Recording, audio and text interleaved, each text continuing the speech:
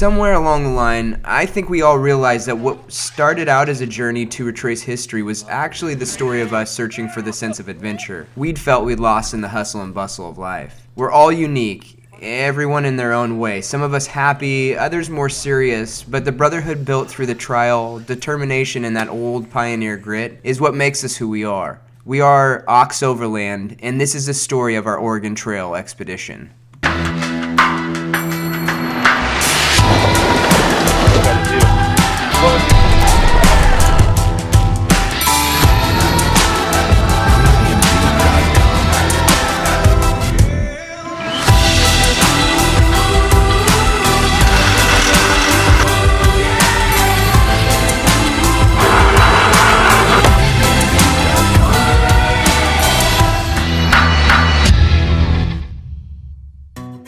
It was 3 years ago and I had an idea that came to me like most good ideas do, while watching TV.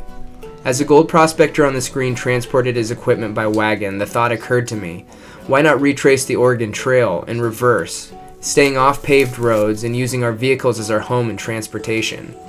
It sounds crazy even now that we've completed what we set out to do, but it was something that Kobe and I had become passionate about, and before we had much choice in the matter, the idea took hold of us.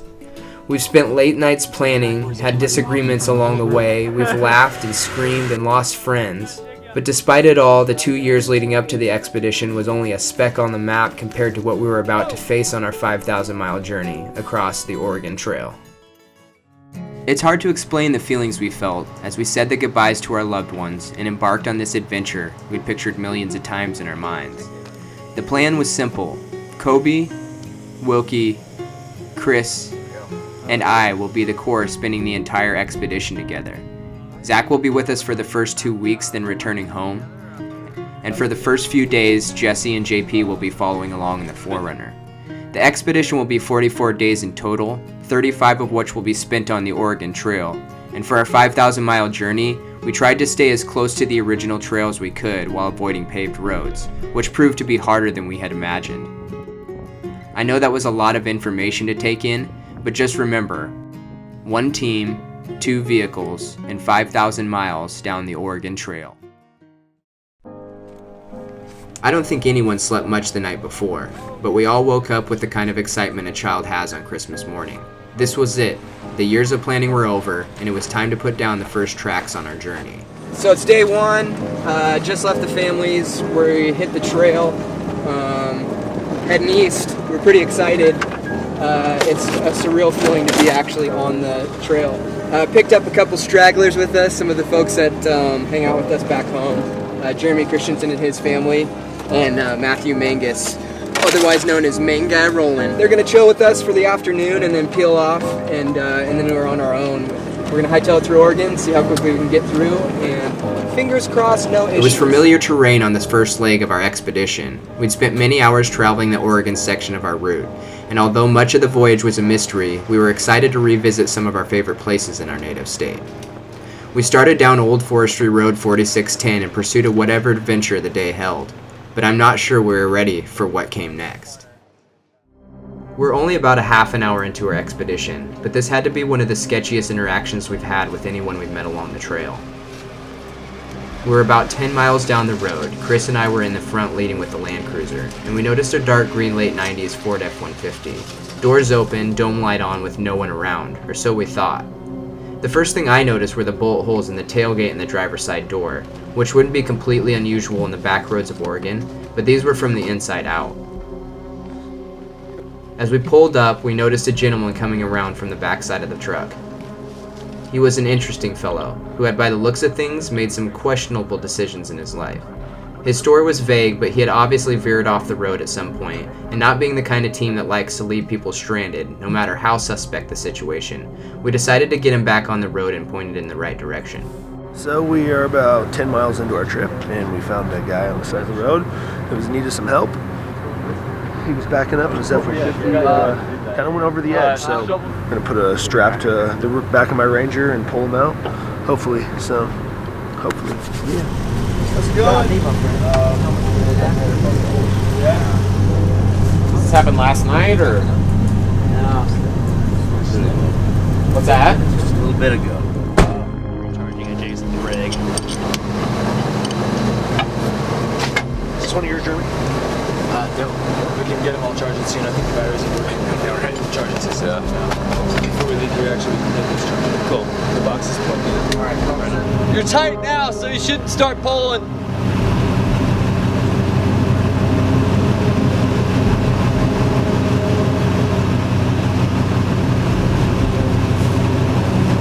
I'm afraid that. Let's have him put it in drive and get the gas. Yeah. Gently, gently.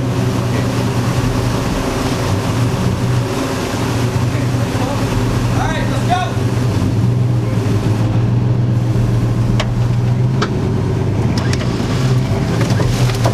All right, stop. You always have to go into these kind of delicate situations cautiously. It turns out one of the guys saw a gun on the front seat, and we ran into a couple of mountain bikers about 20 minutes later that said they saw his truck stuck off the side of the road and he was walking home, which by the sound of things was probably his best option. Nevertheless, we made our way down the trail and in the direction of the slip. This is it. This is the moment that we've been planning for 2.5 years, and we're heading towards the place they call the slip. We went through this section of trail last year, but it's really exciting. Right now we're gonna pull over and air down and we'll hit the trail again. Slip, as we've come to call it, is an old washout that has only become worse as man and nature has done its part to create a giant hole in what was once a maintained forestry road. It was an obstacle we'd faced last year without much of a problem, but with the mud and water we had this time around, it was bound to get interesting. One by one, we slid down the dirt, guiding our wagons through the obstacle in 4 low with relative ease. The team went first, followed by our entourage, leaving main guy's relatively stock 100 series with the trailer for last.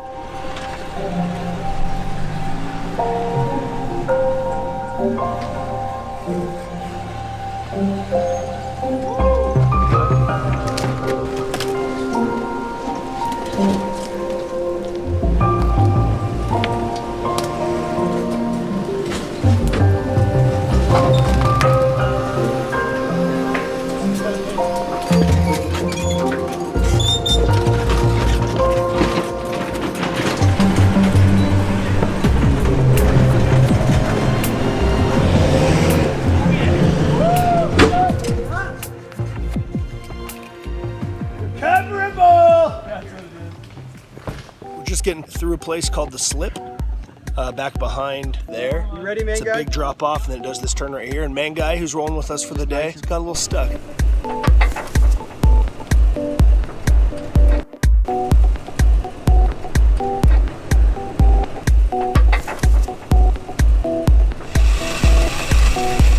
I think we're ready down here, so whenever you're ready at the top, let's do it.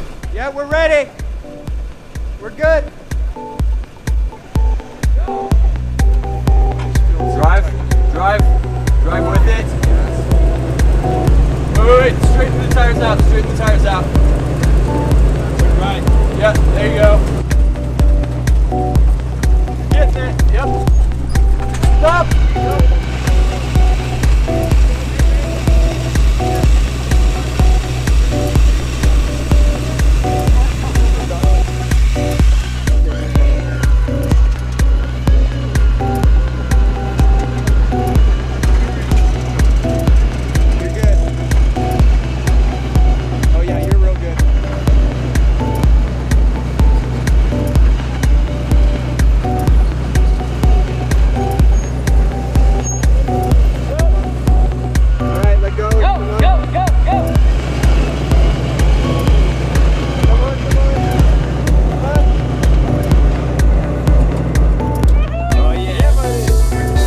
Matthew Mangus. So we just pulled 5 rigs through the slip. It was pretty gnarly. First 3 got through pretty good, except for the Land Cruiser here with the trailer. But had the winch on the Tacoma, and it pulled it up nice and slow, and everybody's through safe. So it was pretty fun. After all the morning's action, we wandered our way up to the top of High Rock. It is one of my favorite views in the Mount Hood forest. It was a great place to stop for lunch and to say our goodbyes as we parted ways with our friends. It was just the team now, so we hustled our way down the dirt trail toward the last gas station for 200 miles. It was a mad dash to get filled up, grab a last-minute snack, and head back down the road in hopes of making it further along in our journey than we did last year. We were making good time as we pushed our wagons down the dusty trail toward tomorrow.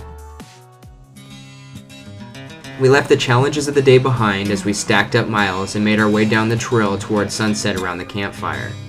We traveled down Barlow Road through the small town of Wamick and found a primitive campsite nestled up along the side of 15 Mile Creek, several hours ahead of last year's excursion and earlier than expected. It was day one. It went pretty well. We had a little slowdown at the beginning, just getting out of camp, but that was to be expected. It was day one, so we were all kind of trying to figure stuff out. Just seeing the level of passion that's going on everybody's part. We all have different skill sets, we come from different backgrounds, and somehow we found each other. So we decided 2 years ago to go on this crazy mission in search of Independence, Missouri, the start point of the Oregon Trail. So I couldn't ask for a better group of guys to be here doing this with. First day in the books, I'd say things are looking up. Things are looking up for OTO. Stoked on life. Happy to be here. You couldn't ask for a better group of guys to do something like this with and experience it for the first time myself, and getting their knowledge and showing me what to do and so on like that. So in general, brotherhood. We sat around the fire exchanging stories of the day, each one inspired by the pioneer spirit that still beckons adventurers towards the exploration of the unknown. Taking a quick break and just taking in a cold drink and trying to stay cold. It's hard with shirts on. I'm just kidding. Anyway, how you doing? Good. Nice. What are you doing? You know. What are you doing to Zach, Colby? Come on. What? Stay right there. This guy. This guy. And JP still working on trying to find that part. I forgot what it is at the moment. Spindle. What if that's how we said hello? Hello. How's it going? Great. How are you doing? I'm doing really good. Did you give a hug? You have to go on the butt? Oh, okay, yeah, that's good. Day 3, familiar territory. We ended up doing, I think, about, I'm starting over, Burns just farted.